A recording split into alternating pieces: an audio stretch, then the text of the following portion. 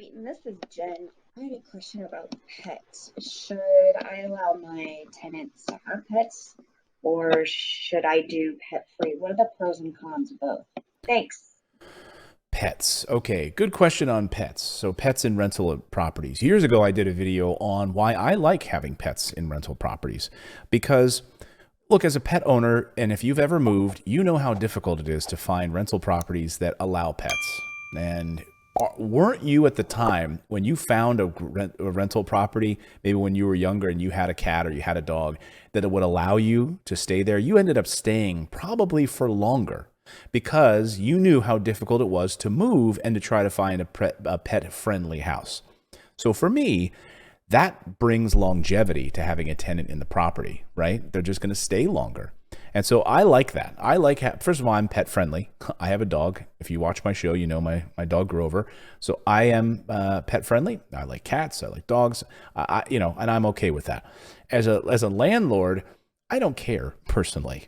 I mean, I've got durable floors. I've got yards, backyards, and it's a great incentive for a homeowner to have a pet that can go in the backyard and so forth. That's an incentive when they see a fenced-in backyard. So that's something that we do in a lot of our properties at Morris Invest. Again. And it also, in some ways, depends on your property management team. You can speak to them about actually having a pet deposit and a higher amount that you would charge for rent. I know that in one of my Michigan properties a number of years ago, we were able to charge, I believe it was, I don't quote me on this because I'm forgetting, but it was like $50 or $90 or something to have a pet added to the lease. It was a big backyard, had a fence, and I thought this is a perfect property for a pet owner to rent from us. That tenant ended up staying for many, many years as a result. And great tenant, no trouble, no damage with the dog. I'm not really worried about that. I'm going to do a tenant turnover cleanup anyway after they move out. So we're going to, if there's a carpet, we're going to probably replace carpet, etc. But for the most part, we've got durable floors. In a lot of our properties, there's no carpet, and I'm not really worried about that. But of course, these are things you might want to talk it over with your property management company and find out.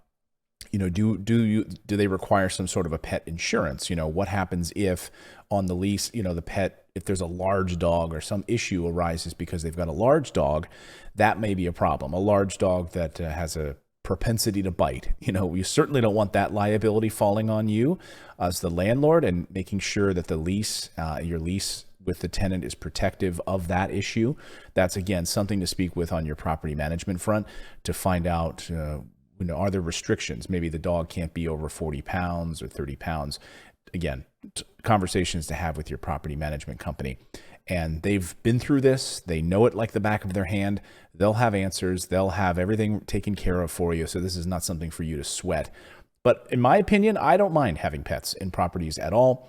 I find that they stay longer, and you may be even able to get a higher amount for rent because of having the pet in the property. So Jen, thank you so much for the question. If you'd like to ask a question here on the show, please go to morrisinvest.com/Clayton. Click on the button and leave us like a 30-second voicemail question so we can answer it here.